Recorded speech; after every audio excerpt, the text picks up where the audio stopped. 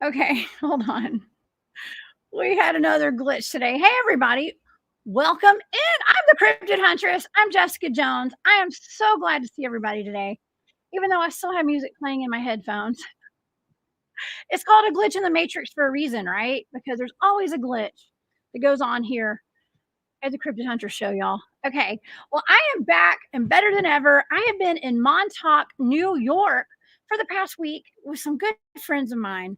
And we're here today. I've got actually Long Island Bigfoot Mike here in the studio with me. And I have Michael Roser from DarkHour Paranormal and a very special hop in guest. I've got James Rink here with the Super Soldier Talk on YouTube, Super Soldier program. So I'm going to not waste a whole lot of time today because I want to pull these guys up. We have a lot to talk about, and we had such an amazing time. If you guys would like to follow along with all of my shows, you can go to the cryptidhuntress.com and find all of my shows there. That's with my shows here every Wednesday at 1 p.m. Eastern. And then on Thursday nights at 8 p.m. Eastern. And I also have Spaced Out Radio every Saturday and Sunday night. Those shows are fantastic. We talk about cryptids. We talk about time travel. We talk about UFOs. We talk about interdimensional stuff, whatever we feel like we talk about. Okay. So you guys go and check that out. Also, if you'd like to support what I do, I have a Patreon. You guys go become a member of my Patreon. That's the Cryptid Huntress. And then I have War Woman Goods. That's my shop over on Etsy. That's my fundraiser. Okay. So you guys go check that out as well. Thank you guys so much for all your support. It means the world to me. Okay. All right. Well, today we're going to be talking about our trip, not only our trip to Montauk, but why we were there. It is phenomenal, you guys. So we went on the anniversary of the 20-year portal. It's called a biocamp opened up. We're going to talk about all that today. To where the USS Eldridge from the Philadelphia experiment is said to allegedly every 20 years potentially reappear through a portal right there on the beach, right off the beach where we were. And we did set up, we took a boat out there. We had people in boats. We had people on the shore out there. We were also at Camp Hero. And that was where the Montauk Project took place, parts of the Montauk Project. And we had a group of survivors of the Montauk Project with us. And we did a lot of healing this weekend as well. And so without further ado, I'm going to bring up my guest today. I have Long Island Bigfoot Mike here today with us. I also have Michael from DarkHour Paranormal here. These guys were with us this weekend. And I have my awesome friend, James Rink, Super Soldier Talk on YouTube, you guys. I have all of them here today with the Cryptid Huntress. So welcome, fellas. Thank y'all for being here. Hey, good to see you. Hey, thanks for having us. Hi. Okay. All right. So, Michael, I had not seen you before the show, before I went live, and James, you either. So, welcome. I already welcomed Longfoot. Longfoot, Bigfoot. Longfoot Mike. Sorry. Man, we have just had too much fun here. I know, right? But yeah, thank you guys so much for being here. I know, James, you have to go soon. So why don't James, why don't you give us an update really quick on what's going on at Montauk and give us a little overview for today.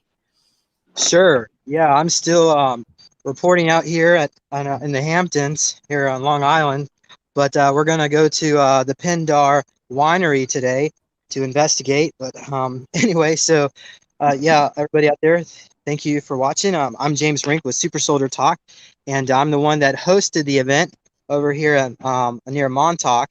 And yeah, so we conducted an investigation, not only about the return of the USS Eldridge, but also about what happened at Camp Hero.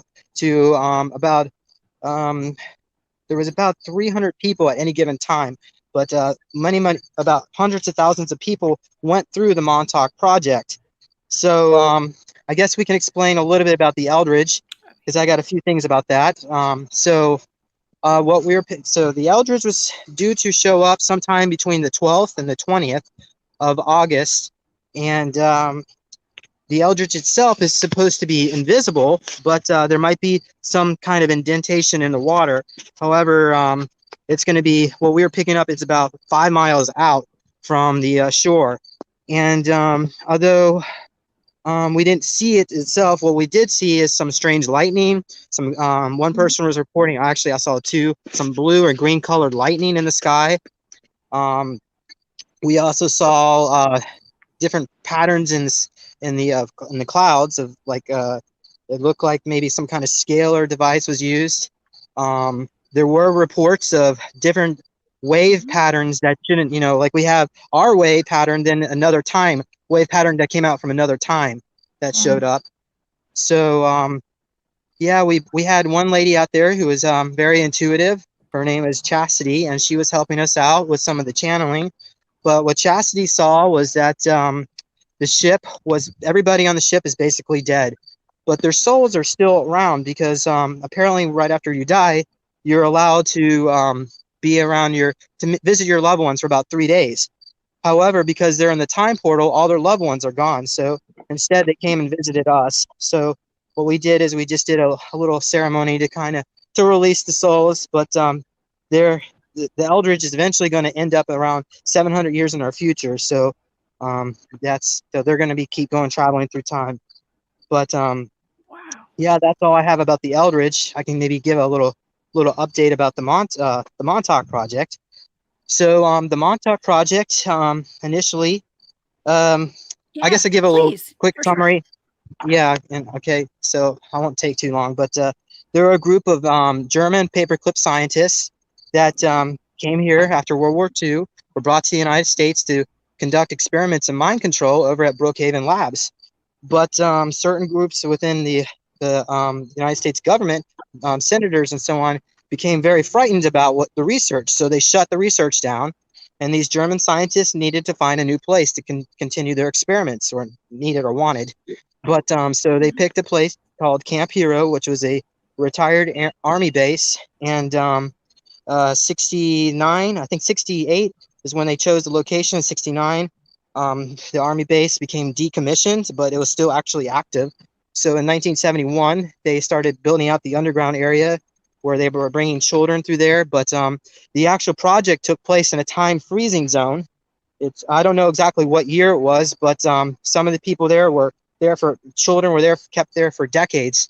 They had med bed technology and reaging technology, and yeah, someone would open up a portal using the Montauk chair, which I think was located actually in the stage radar tower. And they would, using mirrors, children would be sent through time. So many children, about 300,000 children or people were put through this project, and about 100,000 of them got lost in time. The number of actual dead, it kind of varies. Somewhere between 10,000 to 100,000 children died. But yeah, so, and I was part of that program in that time, because of time travel, it doesn't matter what decade it was. There are many people, even some people are not even born yet, that were part of that particular project. So I did a short video about how I was kicked out of the second story of the barracks. And yeah, I don't know what to go into that. I mean, if you want to, but that's all I really have to share. If you want me to share the story, let me know. But that's about it. Yeah. I'll let you ask questions or whatnot. Okay. No, that's perfect, James. I know you have somewhere you have to be today.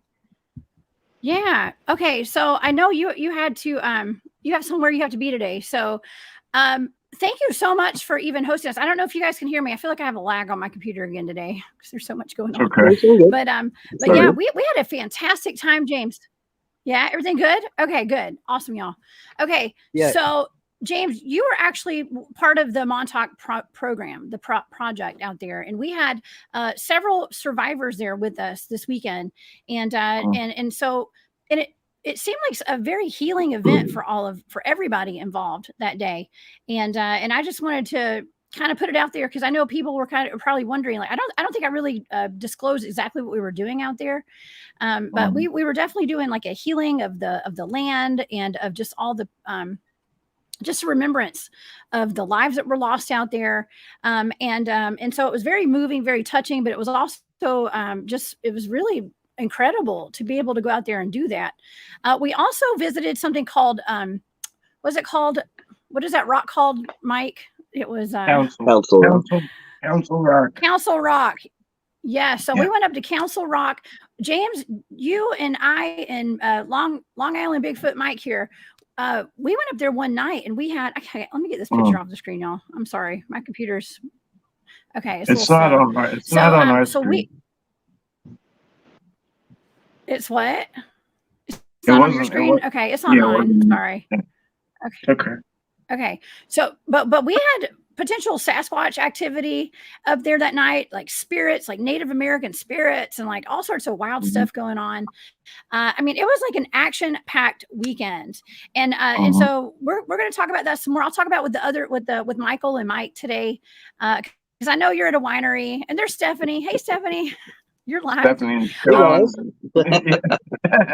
Oh, Sean, and there's Sean. Hey, Sean. We wish y'all are live on the Cryptid Huntress channel. Okay.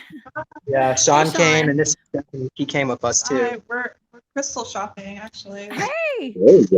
Hey, Steph. Oh man, I'm so jealous. The day after we leave, y'all go to the winery and crystal shopping. I'm jealous.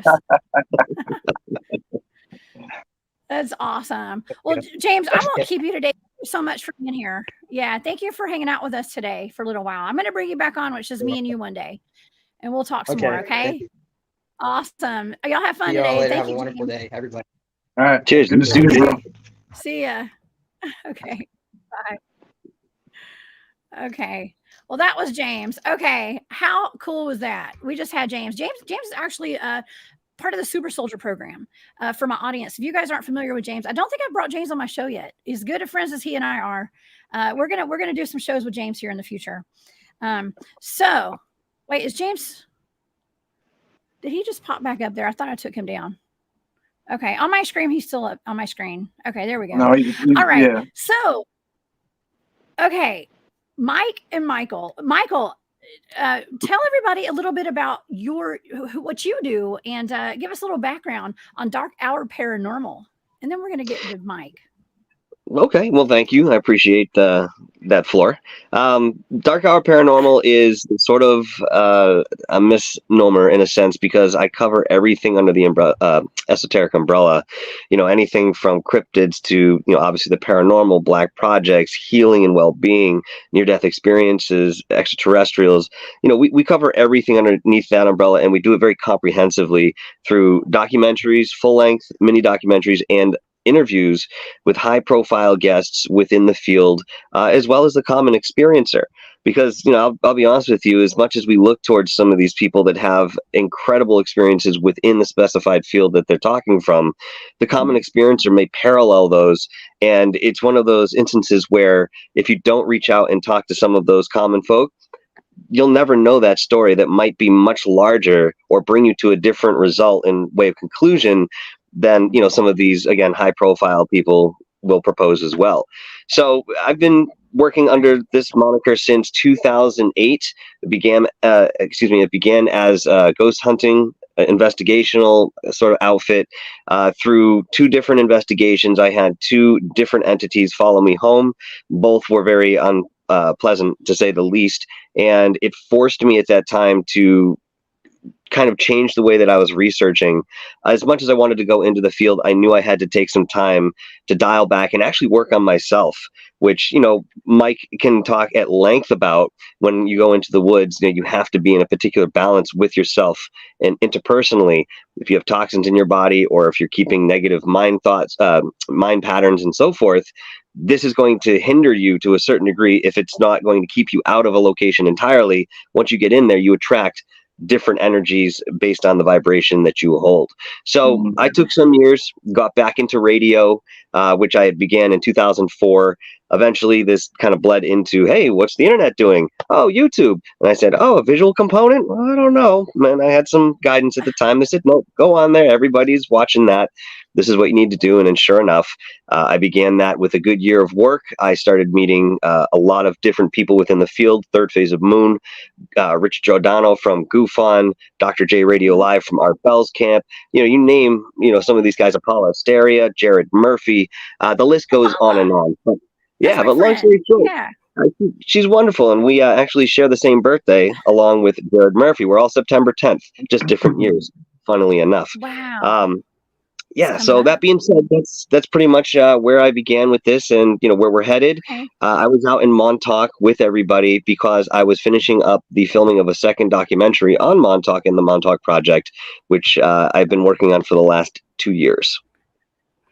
Fantastic. And I actually met you really through Mike, Long Island Bigfoot up here.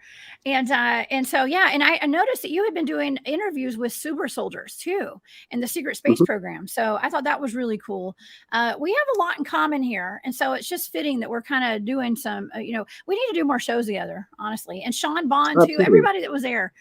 We all need to. And also Brian Minnick from Montauk is Strange. He couldn't be here today, y'all. But he was invited to come along with us because he was with us this weekend.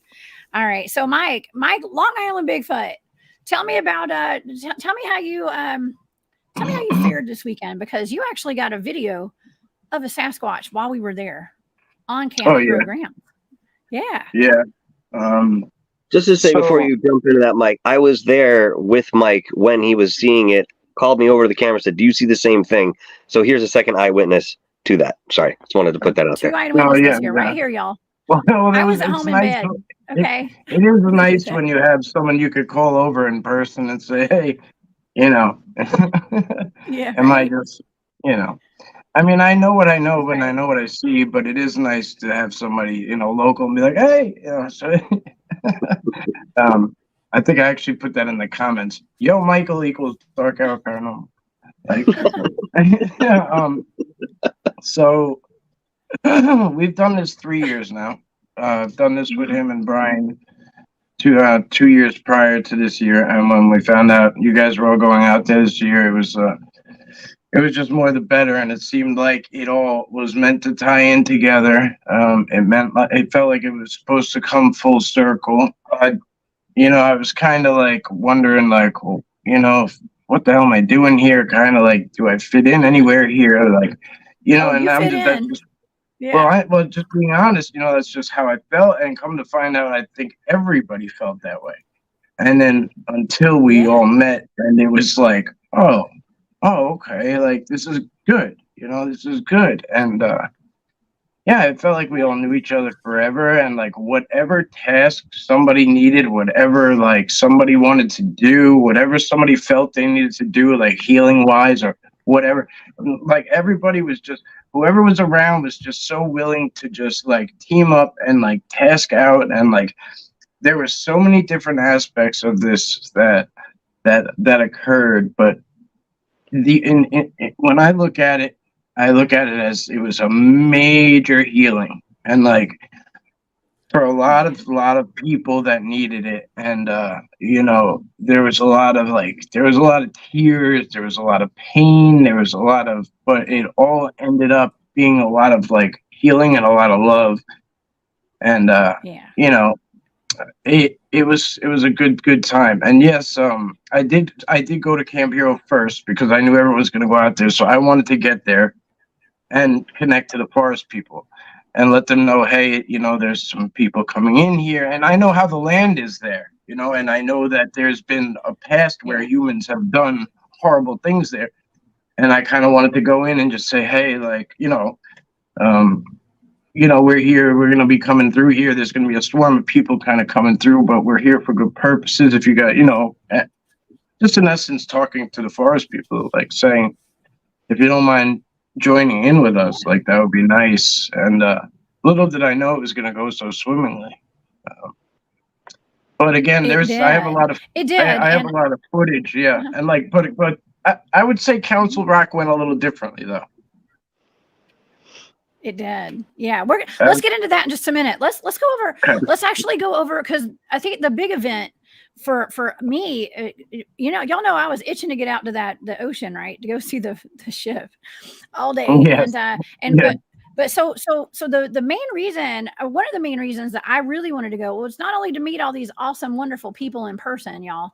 It was to potentially see the USS Eldridge come through this like portal in a what they call a bio camp or a biorhythm showing up. So we had a huge team. We had like 28 people with us, or 23, something like that. And some of the fellas, actually, we had 2 houses full of people. Okay, big houses. and some of the fellas went and rented a boat. Yeah, they rented a boat, and they were out there on the ocean all day. Okay, with eight of our people out there in the location where this ship was potentially going to show back up. Okay, so for the audience, and by the way, Bigfoot, Michigan Rob, thank you for that super sticker. I appreciate you. He says, "Hey JJ and Mike." Okay, so, thank you so much. Okay, so I'm going to read for the audience, because some people may not be familiar with the Philadelphia experiment. Okay, and so we're there for several reasons. Okay, the Philadelphia experiment with the portal opening and the USS Eldridge appearing, that was one thing. Okay, we also had Camp Hero, which is strange, right? It's very strange. But that's where they did horrible experiments on people and conducted the Montauk project there. Okay, that is something that the movie or the TV series Stranger Things is based off of. Okay, they did like a nice version of it, like where the kids are not being tortured and kept in cages and things like that. Soft disclosure, yeah. Soft disclosure, but really they were kidnapping, torturing, and drugging children and teenagers and just adults, everybody. Okay, and which is I find also interesting, and that us three can talk about this. We can all stand. We all notice that there's no mention of the Montauk project or Stranger Things or anything in Montauk. It's a very kind of an upper middle class vacation tourist spot. And there is no mention of any of this in that town. Okay. It is kind of a stain, maybe. It's curious, Jessica, because, I've found in being there in years past, if you talk to the locals and you get them to a point of comfortable conversation, almost everybody has a story surrounding Camp Hero. And a lot of it roots back to the alleged project, that either they were abducted themselves, or they knew somebody who was abducted, or, there was something financially that was involved within the property, within their family, or there was a military faction about it. Everybody seems to have a story. And I kid you not, it's not an exaggeration. I was at a party with Peter Moon, and Brian Minnick and I were, talking amongst, these folks. It was a birthday party. And I was so surprised to hear that was the case, because I figured this was the black sheep. Nobody wanted to talk about it. Like you said, Jessica, maybe it's a stain on the town in respect to reputation and so forth. These people were open and willingly speaking about their experiences. Unbelievable. Yeah. That's right. Wow. There was just 4 years ago, I was out there in the winter, and it's pretty dead. That's why I go in the winter, prices are low, or, you have the whole town to yourself for the most part. And the waitress that was serving me at the breakfast spot, her daughter owns the candy store next door, and it's a small town and whatever. So this woman all of a sudden just gets a call and, sorry, I gotta go, shuts it down, shuts down the restaurant. Daughter shuts down, and I'm like, what's even going on right now? You know what I mean? She's like, breakfast is free, whatever. And come to find out, they don't know how or why this guy was out there, but her husband or boyfriend, whatever, was out in Camp Hero, wandering way off trail, fell in a hole. Maybe one of the tunnel entrances, whatever. That's where they found him, and he was bare. And it wasn't a far drop necessarily, but it looked like his body was very mangled, from as if you would fall from a skyscraper. He was very, tore up, and they didn't know why he was out. Then it was oddly enough, they were trying to rush out there. This is the odd part. They were trying to not get the police involved, and that was where I found it. That was the very odd part that I didn't understand. It was like they wanted to beat the police. They wanted to get there before authorities. Okay. I get Weird. So what I get Okay. there is they don't trust authority and what the authorities say. And that's what I put together later, much later. In that moment, I was just like, what the hell just happened? But much later, that's kind of what I pieced together from it. Wow. That's wild. And I can understand why. I wouldn't trust the authorities if I lived there, most likely, especially if I had relatives and neighbors and knew other children that had been taken. That was, I mean, these people that were with us this weekend that were survivors of this, they were our age. They're our ages. Some of them are older than us by 20 years or 10 years or whatever. But a lot of people were affected by this, like hundreds of thousands of people. So yeah, it's really sad, and I was glad that we were able to go there and actually kind of feel like have it be a healing process for those people. Okay, so let's go back for a few minutes to the Philadelphia experiment, okay? Because I know my audience is excited about the Philadelphia experiment stuff. I'm going to read a little excerpt, okay, from I got this offline, and where it printed out what the website was, it didn't print. Okay, so I am so sorry. I'm just going to read parts of this. In the summer of 1943, 2 years into the U.S.'s involvement in World War II, a bloody sea battle was raging between American destroyers and the famed U-boat submarines of the Nazis. In the Philadelphia Naval Shipyard, a newly commissioned destroyer called the USS Eldridge was being equipped with several large generators as part of a top secret mission to win the Battle of the Atlantic once and for all. There were rumors that the generators were designed to power a new kind of magnetic field that would make the warship invisible to the enemy. With the full crew on board, it was time to test the system in broad daylight and in plain sight of nearby ships. The switches were thrown on the generators, which hummed into action. What happened next baffled scientists for years. I don't think it baffled scientists, maybe the ones that are not in the know, but it was an experiment in teleportation, everybody. Okay. Yeah. I have a comment about that after you're done. Okay. Witnesses described an eerie green-blue glow surrounding the hull of the ship. Then instantaneously, the Eldridge disappeared, not just invisible to radar, but gone, vanished into thin air. Hours later, there were reports of the Eldridge appearing at the Norfolk Naval Shipyard in Virginia before reappearing just as suddenly back in Philadelphia. According to classified military reports, members of the Eldridge crew suffered from terrible burns and disorientation. A few crewmen were found partially embedded into the steel hull of the ship, but with legs or arms sealed to the deck. Ooh. Okay, so that it was pretty much a undercover, like, black program or secret government experiment, basically, in teleportation. Okay, this was teleportation. Now, okay, so when we were, do you want to make your comment now? Because I'm about to go into. Yeah, sure. Okay, very quickly, two things. First, the scientists that were involved in the original Philadelphia experiment included John von Neumann and apparently Tesla. But regardless of who it might have actually been, what they thought was going to happen went much further than that expectation. What they were doing, in essence, within that electromagnetic field that they surrounded the ship, was creating a synthetic Merkaba, which, again, they didn't really have the understanding of what they were doing. So when this thing disappeared, it was sort of a result of a byproduct within the experiment.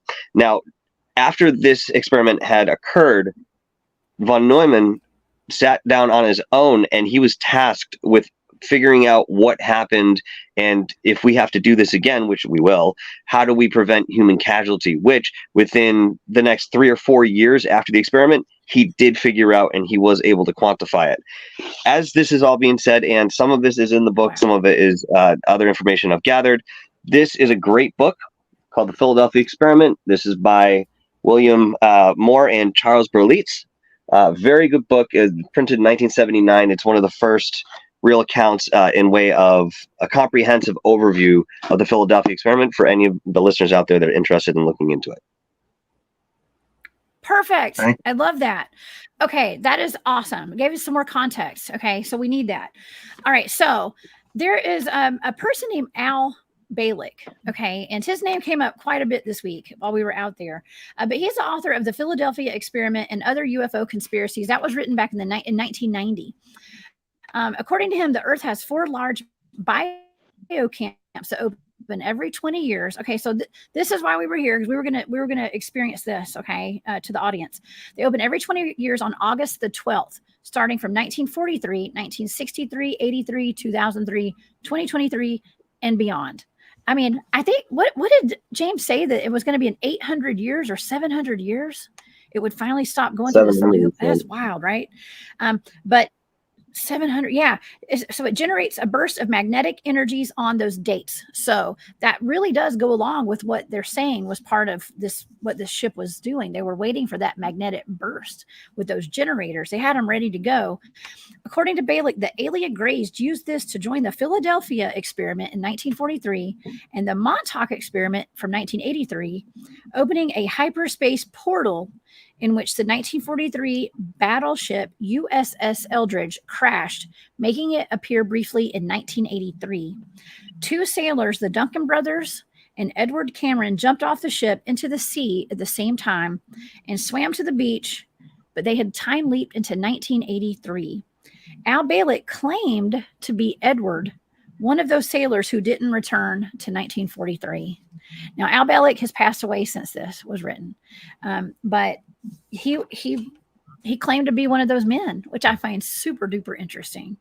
But yeah, this is such an interesting tale. I mean, you can't make this stuff up. I swear, you couldn't write like a better novel by making this stuff up. I mean, this is stuff. I mean, this is what our government's working on, teleportation and stuff. I mean, that was back in 1943. I mean, does this surprise you guys? No. Okay. No, I've been, I live here, so I kind of, it's, but it's interesting because, like, I always say it, like, it's right under your nose and it's so well hidden,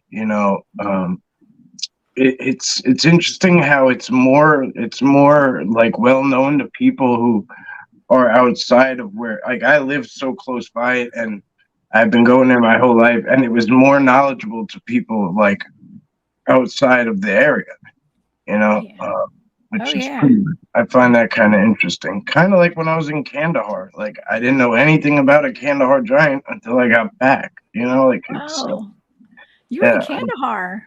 That's awesome. I mean, I bet it was scary out there. There's a lot of it was war. I had some big guns. I know you did. I know you did. Oh my gosh. Okay. Well, hey, how about, so the morning. Yeah, you got those big guns. Big guns, Mike. That's right. That's all. Yeah, those are a little soft these days. Oh my gosh. So, okay. So the morning of August the 12th, okay, you guys got up early. That's actually when you got the film of the Bigfoot, right? Wasn't that that morning? And I had stayed in bed a little later. I wanted some coffee and breakfast, so I stayed in and some sleep. But you guys went out, you experienced the Bigfoot, and then you came back. It seems like you were telling me that when you went out, the sky seemed to be pretty clear. You didn't notice any fog. But what happened, Mike? Tell me what happened when you guys rode into town towards where the USS Eldridge was potentially going to show up. I don't know. I mean, so Michael says he's seen it before, living on the Cape in Mass, but I've never seen it here. I have never seen it here in my entire life.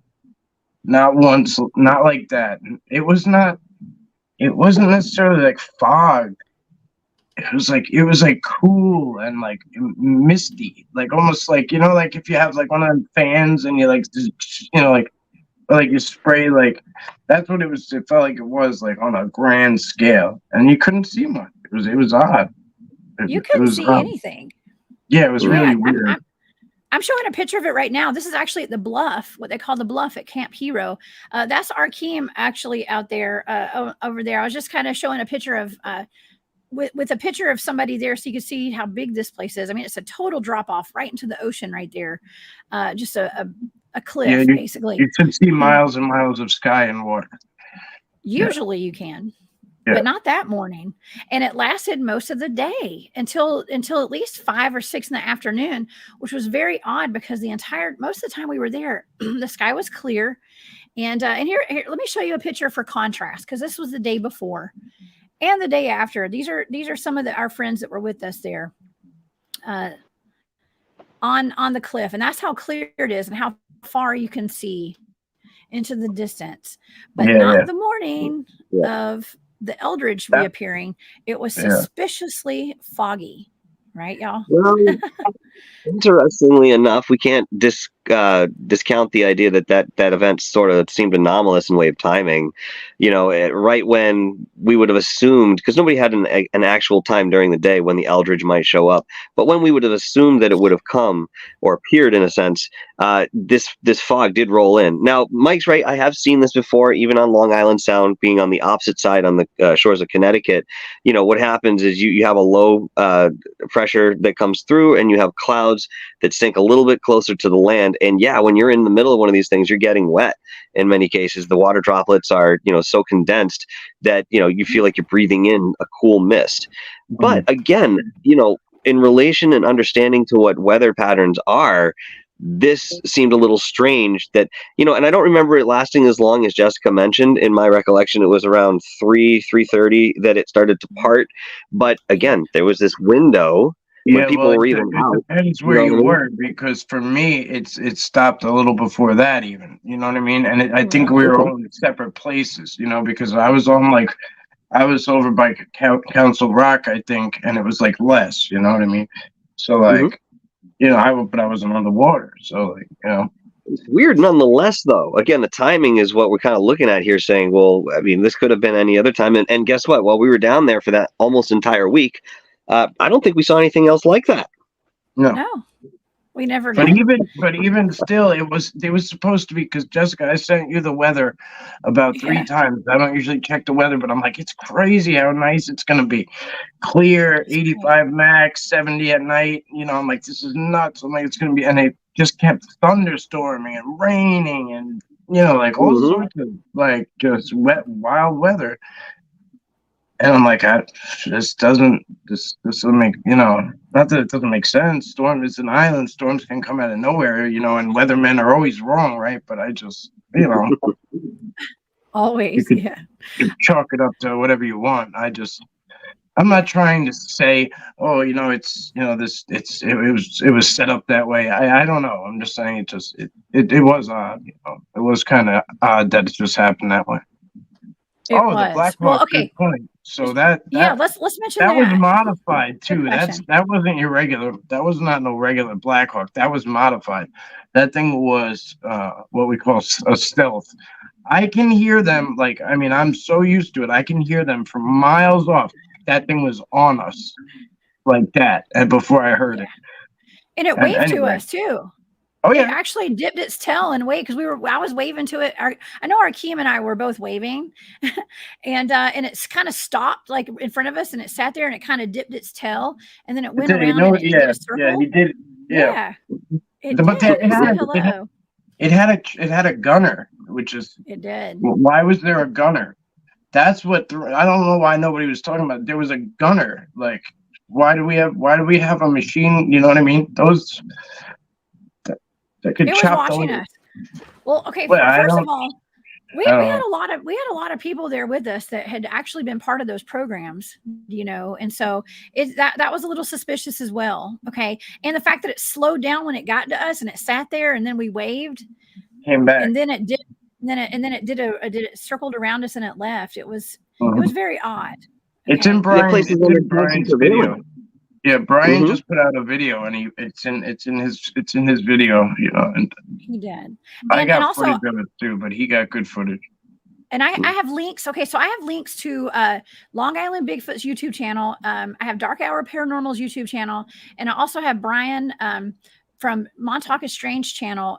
They're all in the very top of the live chat, and I'll put them down in the comments after the show today, so you guys can find them. Also, I have James Rink's Super Soldier Talk YouTube channel. It's all pinned up in the top of the chat today, so you guys can find that up there. But yeah, I thought it was very, very odd. Also, with that fog rolling in, it just seemed, we didn't know for sure if this was going to happen. Okay, if there's going to be a portal, it's all speculative. We don't know. However, when that fog came in, and I had actually remote viewed this ship coming out there, and where the ship is, lost in time, and teleporting. And what I was picking up on before I went out there was that we needed to look out for waves that were in a grid pattern, like crashing together and almost making like square waves or linear waves in that were going opposite or perpendicular to each other. And the people in the boat, our crew in the boat, said they actually saw clouds that were doing that above them. Okay, so there was like a grid pattern of clouds, which would say to me that could be HARP or some sort of weather manipulation technology. Potentially, I mean, doing a cover up so that we couldn't see the ship come through that day. Yeah, I mean, the dedication was good there, though. That was Yeah. that was really smart. That I don't know who the hell had the money to do all this shit, but I mean, like, you know, I don't want to talk about that part, but you know what I mean. Like, we had some, you know, the team worked crazy. Like, I mean, the fact that they went out there and they checked that aspect of it, and you know, it was just really well done. I thought, you know, really, really well done. Oh yeah, it was very well organized. Absolutely. And now, so while we were waiting for the fog to lift, we did have the boat out in the water, and the rest of us went to the barracks area of Camp Hero, and we did a ceremony out there to kind of heal the land. And I'll show the audience a picture. We have pictures of the barracks, of the circle, the roundabout where we were doing a clearing and a healing there. It has kind of a bad energy out there. It really does. And I feel like when we left, it had a much lighter energy there. But this was actually used. I mean, Mike, you know, and Michael, you guys know way more than I do about this. But those were where the you know, the people living out there, they lived, they slept. There was actually even a bowling alley that we found there. It had bowling pins and what do you call that? Like an alley, whatever. There was all sorts of interesting stuff out there. But there was also a lot of pain and trauma, and you could feel it going out. Well, there. yeah, you know, like there's, you know, one of the other buildings, like they have these buildings here, but there's another one that was like LSD room or whatever, where they did, you know, they just fed people drugs and like made them trip out, and then like, you know, there's a lot of stuff going on out there. And then there was that one thing where they did the scare tactics to the point where like they would be at the heightened point of of fear, and then that's when they would like remove a gland or something. Like, I mean, it was screwed up, you know. Like, there's a lot, almost like such messed up stuff that you kind of want to turn a blind eye to it. Like, you just like don't want to hear no more, you know. So kind of like how the town is done. Yeah, well, exactly. Remember, you were like, "Oh, they should have a Demogorgon like right there." I'm like, it don't work like that because they don't want nobody to know that this is where that show is from. You know what I mean? That's right. That's right. And there were lots of these things that look like sewers, like sewer covers there too, which those are actually entrances to some of the tunnels underground, right? Right. Okay. I tried to open that and I couldn't get it to open. It was really heavy. So let me explain something too about these different openings that you'll find sealed up throughout the camp. The further that you go into the woods, you see these in multitudes, but a lot of them connect to the utilidor tunnels that are underneath.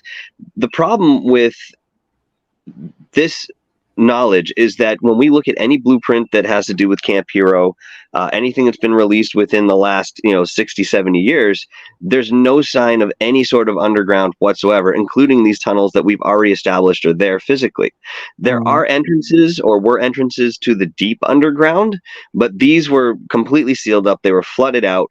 And as Brian Minnick will tell you, in some cases, there have been divers who have quite literally risked their lives to go down into the tunnels as far as they can, and they found that it's just a maze of different passageways down there.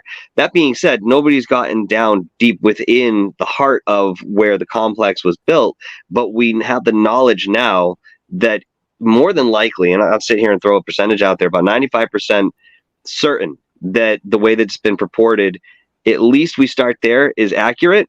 And outside of that, the complex is probably even more sprawling than we can even imagine underneath. Yeah, well, it goes. We have reason to believe it goes all the way to town, like to the manor, to the Montauk Manor. You know, and whatever the hell goes on there. I know, Jess. I know. We'll touch it. You know, if you want to jump in, go for it, because I know you got all sorts of feelings about it. Yeah. Well, And then, we only have about 15 minutes left of the show. I actually have to go pick up my child today, right after in about 15, 20 minutes. So we got a few more minutes. But yeah, okay, so let's skip to that because and I want to show a picture of what the beach looked like later that day.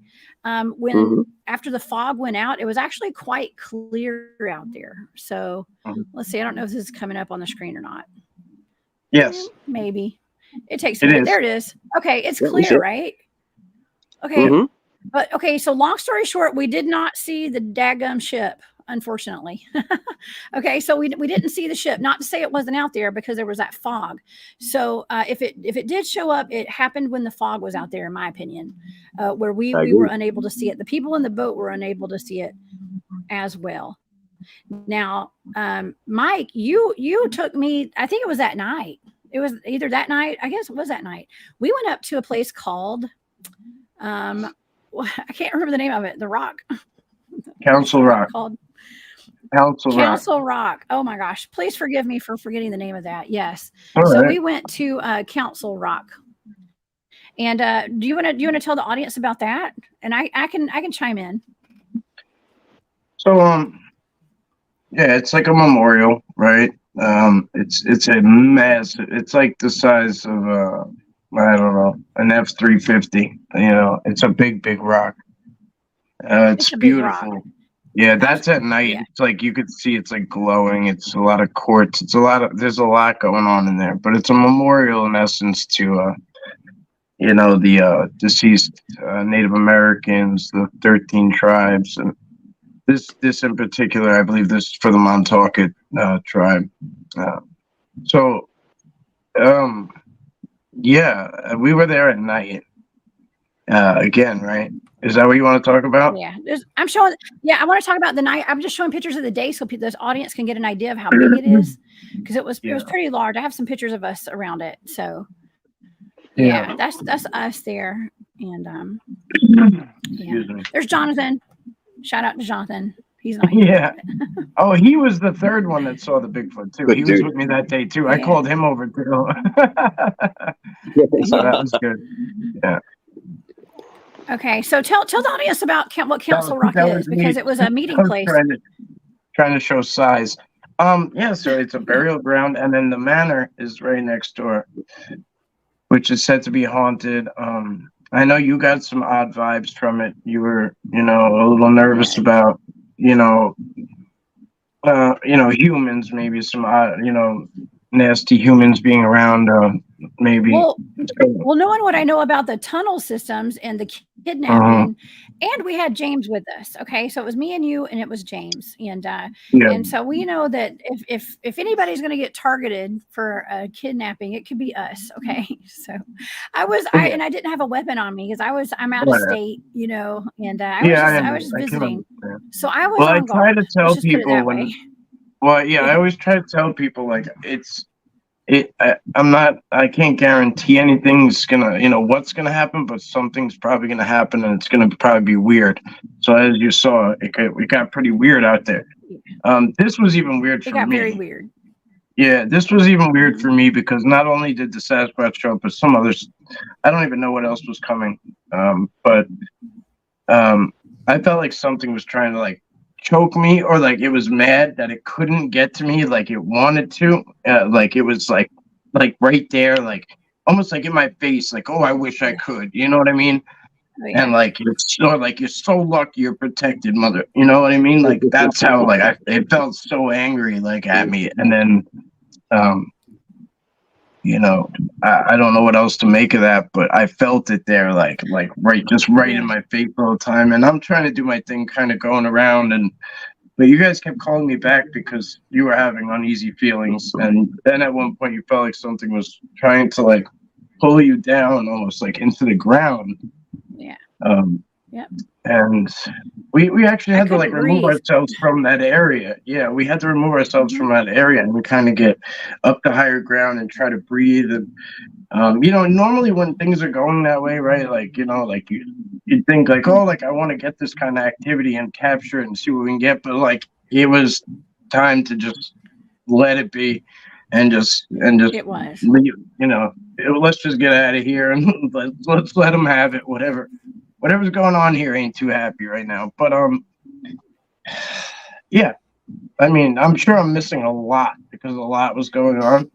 There was a lot. We had a lot of shooting stars too. There was a meteor Oh shower. yeah. And The those skies were was the like weirdest part. Yeah. well, they Seems like were all very week. low flying.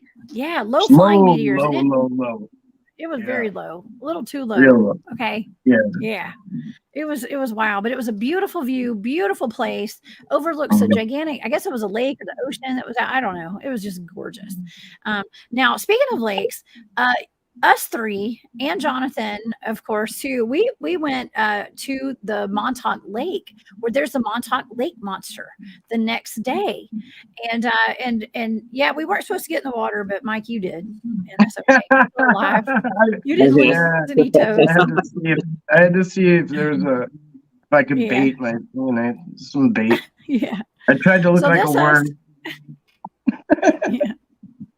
That was fun. That was interesting. But the rumor has it that there's a lake monster in there that if anyone has been part of the program there with the Montauk project, anyone who has been an asset, I guess you call it, or any kind of any like a victim of it or any of the survivors, if they put 1 foot in that water, the rumor has it that the monster will grab them and take them under and kill them. Yeah.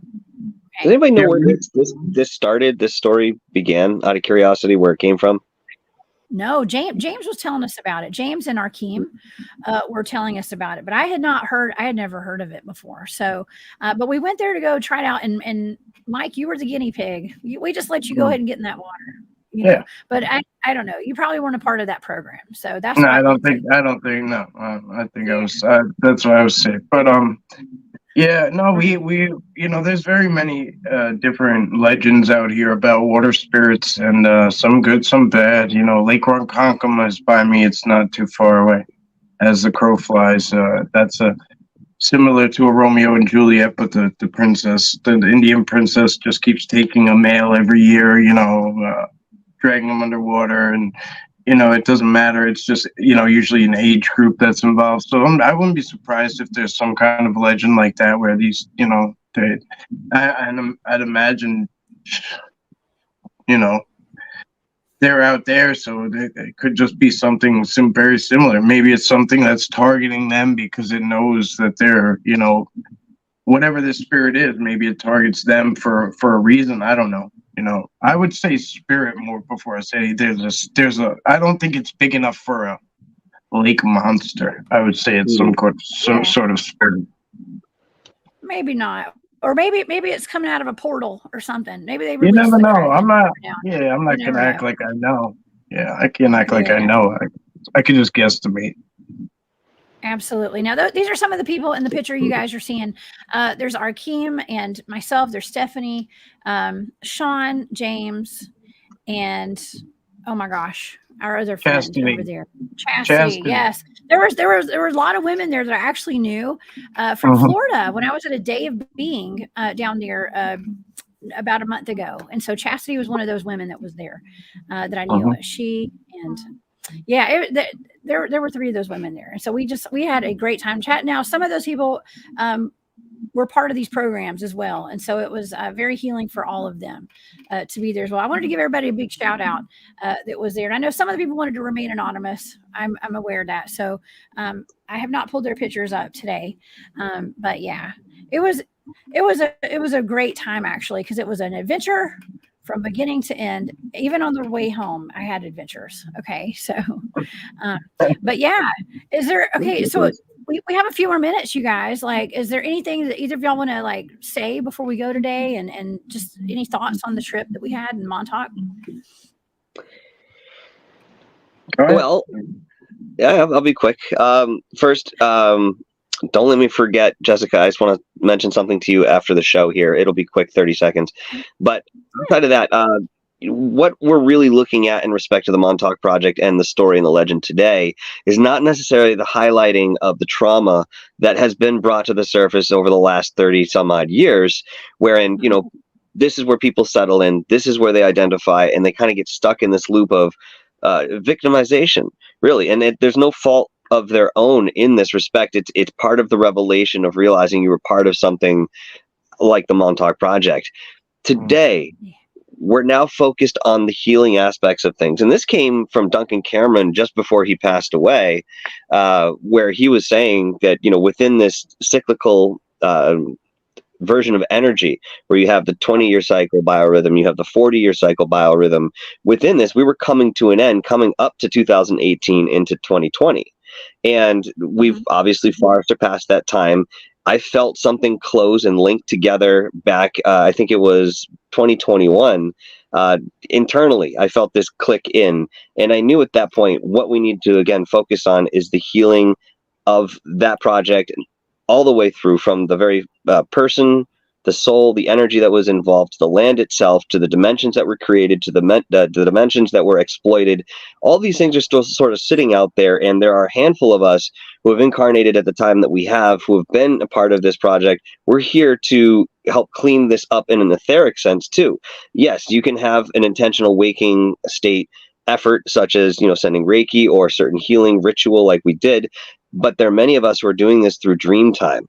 And I met some of the people that were out there, as survivors, and others that were clairvoyants.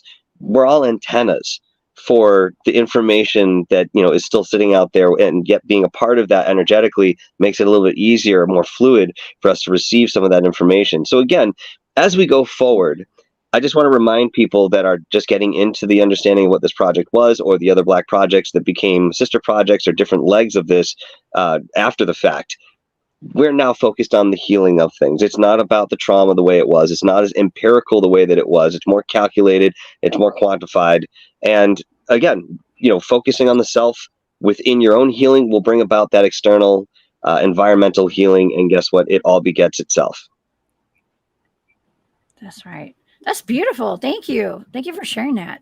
I 100% agree with you. It is about the healing, not to focus on the trauma of it. I think everyone that's been a part of that has been through a lot. I've been through a whole lot. And if people would like to watch a pretty accurate documentary on that, I believe it's called The Montauk Chronicles, is what we watched one night. I only could watch half of it because it was very intense. Okay. Well, Brian's in the second part called The Dark Files, I think. Yeah. So yeah. But it is intense. It is intense. Yes. It is. It deals with kidnapping and torturing of young people, and it's and the experiments they did. And yeah, Stranger Things, the Netflix series, is a good representation, but it's not. It's very dialed back, let's just say. Well, okay. The Duffer Brothers were forced to kind of dial back. Chris Caratano didn't give a damn. Like, he just went full force, like, you know what I mean? But he wasn't trying to, whatever. You get my drift, yeah. I get your drift. Forrest Louis, thank you for that super sticker. I love you. You're so sweet. I appreciate you here. Yeah. Okay, guys. Well, listen, we pretty much come to the end of the hour today. Can you both tell everybody where to find you? Let's start with Michael. Since you're new here today, tell us where everybody can find your YouTube channel and your presence on the internet. Thank you very much for having us. I think it's very important that we talk about this going forward. And yes, to some people, it seems like we're harping on a certain aspect, but actually we're diving into the revelatory end of things, and things are getting done. Healing is happening. So you can find me at DarkHour, one word, space Paranormal, on YouTube. You can also find me occasionally over on Third Phase of Moon. You can find me on GoofOn. You can find me on Dr. J Radio Live, and a whole host of other fantastic shows that are out there. You can find the links within the descriptions on my channel. Of course, Long Island Bigfoot and I have been working together for a good solid 3 years. Brian Minnick as well. So, I'm out there in many different factions, and I hope to see some of you come along and come hang out. Thank you. You guys, Thank please you. go subscribe to Dark Hour And Paranormal. check out the Montauk Enigma Part 1 because right now he's working on Part 2, but he put it out already. So it's called And the you were doing Montauk It's on the Enigma. channel. Yes.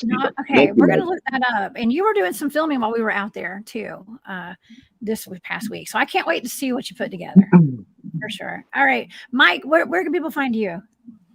Long Island Bigfoot.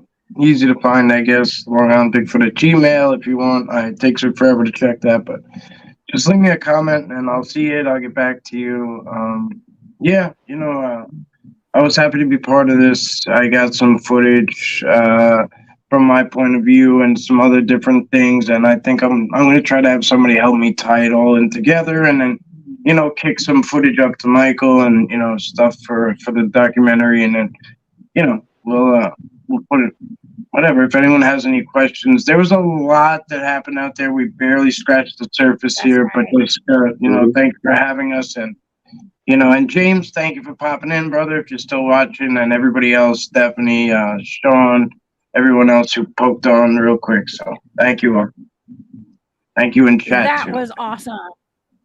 Yeah, I want to thank everybody in chat. Thank you to all my moderators that were here. I saw all of your comments today. I'm sorry I wasn't pulling up comments because we had a lot of people on the screen today. So I didn't want to pull up a bunch, but I did see that one. Somebody did say something about tater logs. Okay, I saw that one, Mike. They were talking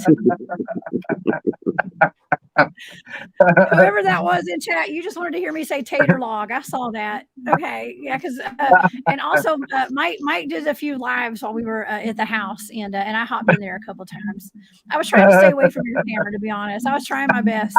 I had my no makeup and stuff, so I was like, yeah, I'll stay out of that. But yeah, you caught. We figured out we had a language barrier, right, Mike? Yeah. Yeah. A little bit. Between the South and the North. And then I realized Mike was just looking there staring at me and smiling and nodding his head for a reason because he couldn't understand what I was saying. Okay. So it's fine. I forgive you. You forgive me. We're done. Okay. We understand each other now, though. Right? Yeah, I figured it out. I came to Georgia sounding like a New Yorker. Okay. Yeah. But anyways. Yeah. No, I'm kidding. All right. I know. Well, thank you. Thank you guys so much for being here. You guys are the best. It was such a pleasure getting out with both of y'all. And we'll do it again. This is not the last time we're gonna all hang out. And so everybody in my audience, thank y'all so much for being here. And please join me tomorrow night. I have a remote viewing show, 8 p.m. I don't know what it is yet. I just got home late last night. So we're going to work on that today. And I can guarantee you it's going to be a fantastic show. Okay. So let's see if I can find the outro here. All right, everybody. Y'all have a great weekend. Come see me at Spaced Out Radio this weekend, 10 p.m. Saturday and Sunday night Eastern. All right, y'all. Have a wonderful day. And we'll see y'all next time. Bye, guys.